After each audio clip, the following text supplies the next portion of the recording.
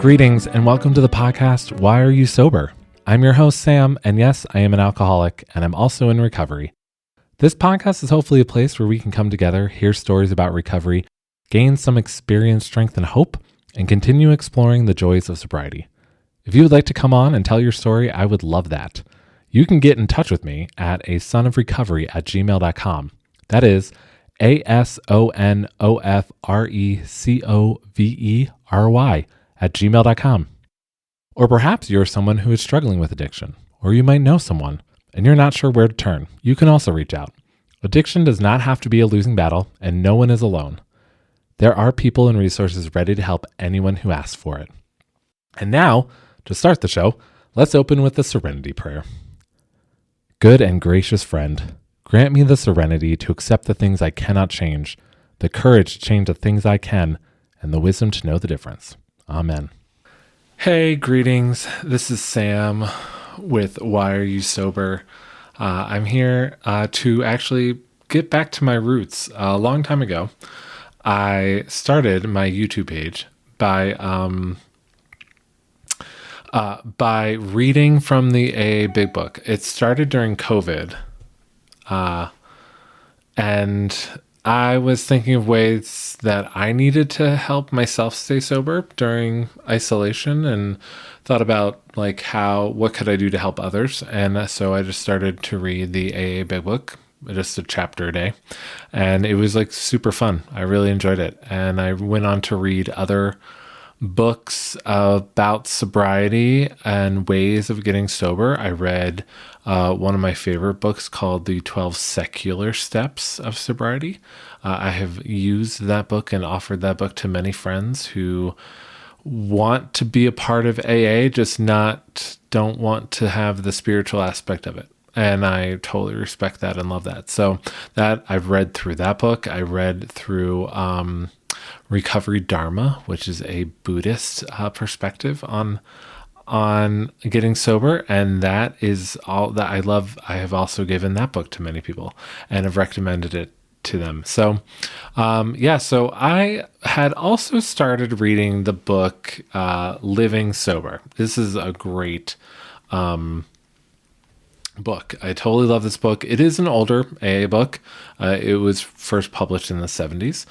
So the language can be a little jarring now, but it still has a lot of great substance to it. So I thought that I would actually get back to my roots and start reading these again and then commenting on it. I know it helped me during my last isolation during COVID, and if you don't know, I live in the mountains of North Carolina, and I experienced and went through Helene, and my poor little town was devastated pretty hard. And so, and we're still cleaning up, dealing with the effects of it.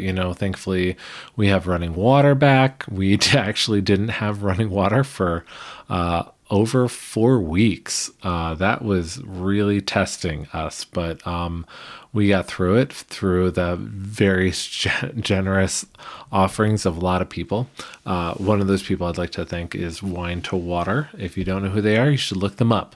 They're called Wine to Water, and they do some incredible work of bringing clean water to people all over the world.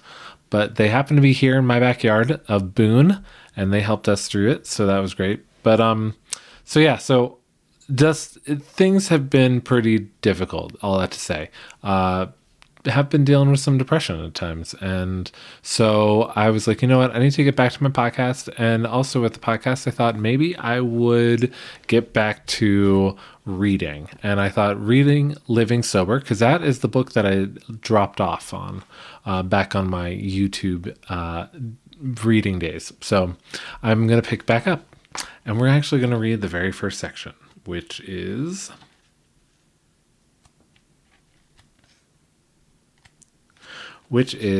just called Using This Booklet.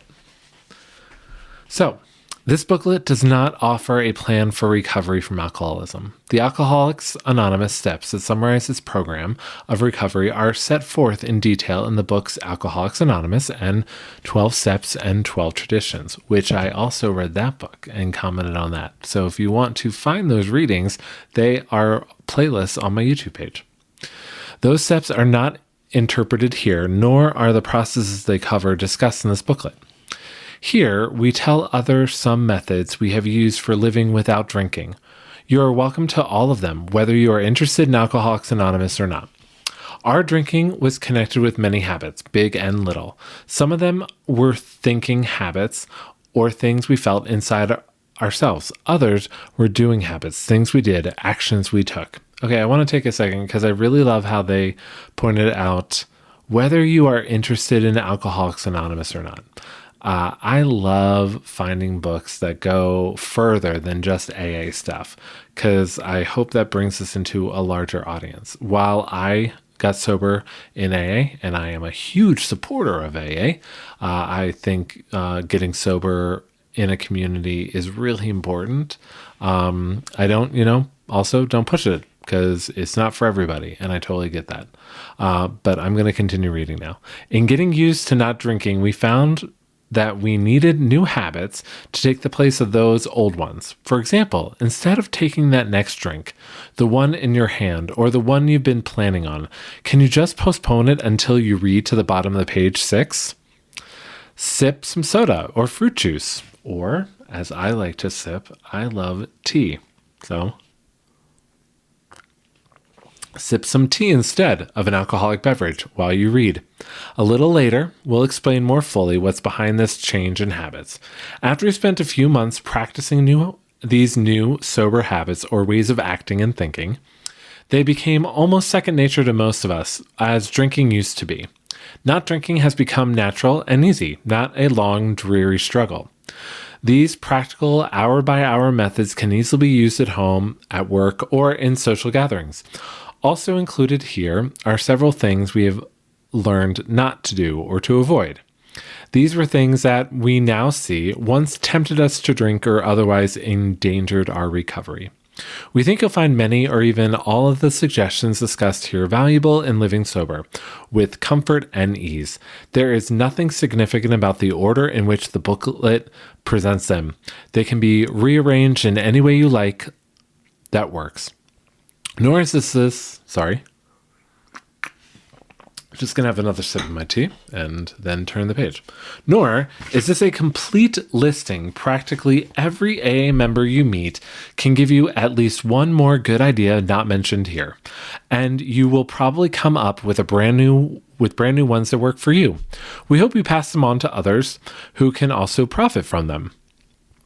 AA as a fellowship does not formally endorse nor recommend for all alcoholics every line of action included here, but each practice mentioned has proved useful to some members and may be helpful to you. That is something I love about AA and about just recovery in general is, hey, you may benefit from my story. You may benefit from somebody else's story. And that is another major reason I started my podcast, was to help recovering addicts tell their stories and reach people. So this booklet is planned as a handy manual for consulting from time to time, not something to be read straight through just once, then forgotten. Here are 2 cautions which have proved helpful.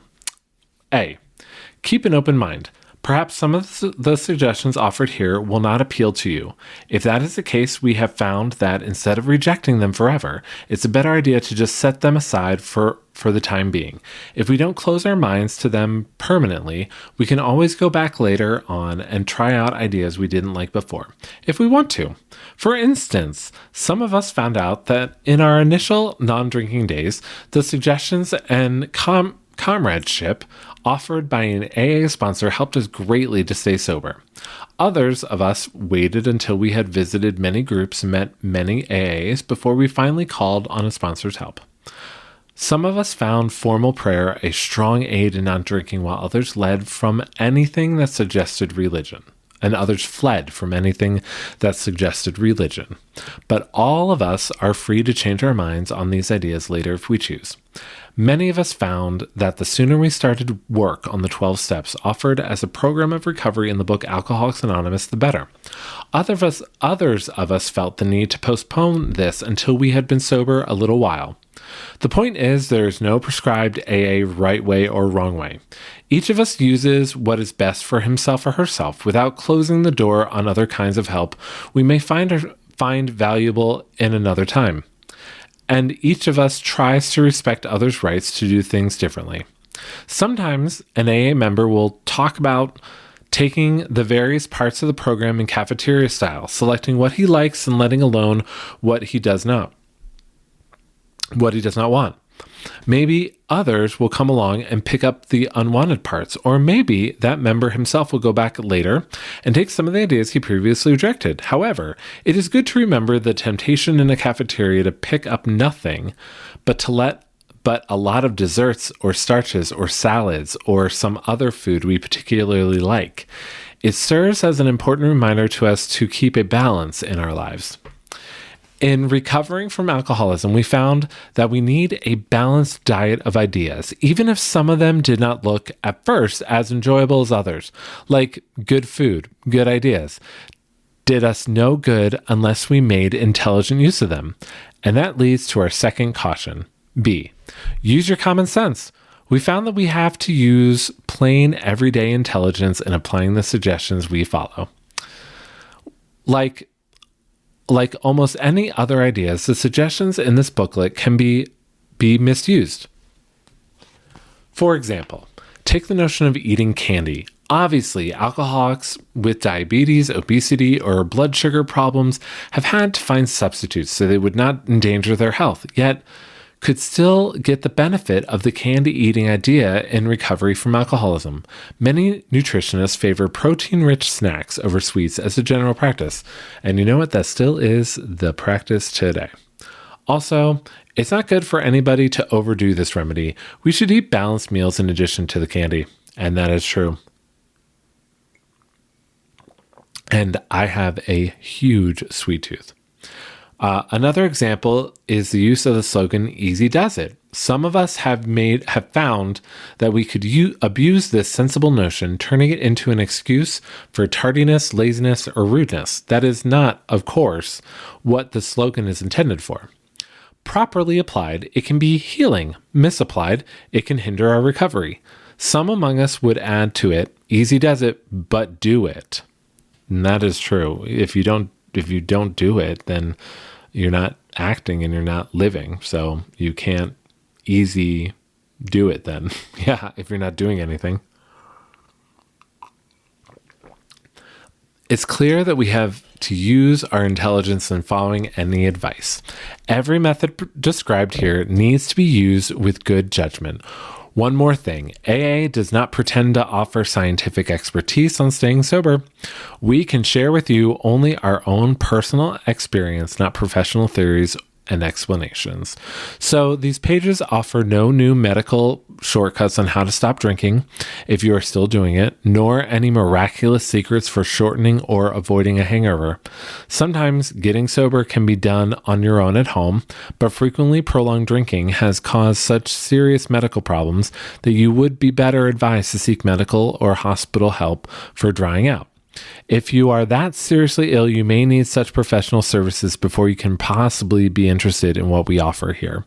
And that is really true. If you are seriously that ill and need medical assistance, go get that assistance. And there is a lot of free stuff out there. And if you need help, reach out. You can definitely leave me a message, send me a message, and I'll help connect you to some place that you need.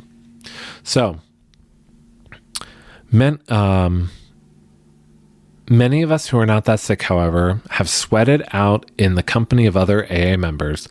Because we have been through it ourselves, we can often help, in a layman's way, to relieve some of the misery and suffering. At least we understand. We have been there, and that is the truth. AA has been one of the most non-judgmental places I've ever been in my life. So this booklet is about not drinking, rather than about stopping drinking. It's about living sober. We have found that for us, recovery began with not drinking, with getting sober and staying completely free of alcohol in any amount. But and in any form. We have also found that we have to stay away from other mind-changing drugs. Amen to that. We can move toward a full and satisfying life only when we stay sober. Sobriety is the launching pad for our recovery. In a way, this booklet is about how to handle sobriety. Before we couldn't, so we drank. Amen to that. So that's part 1. I will pick up on part 2. I don't know that I'm going to do this on a daily basis like I was doing before, but I'm definitely going to at least do it on a weekly basis. Maybe more often. We'll see how I'm feeling. But thanks for joining. I hope you all have a great day. And peace, love, and a whole lot of joy, guys. Bye.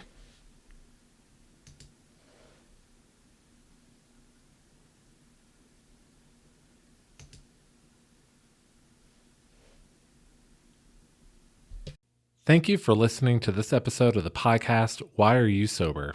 If you would like to come on the show and share your story, I would love to talk with you regarding any addiction. This podcast is not just about alcohol addiction, but sobriety of any addiction. The more stories we have, the more stories people can relate to and gain some experience, strength, and hope. You can reach me at my email, asonofrecovery@gmail.com.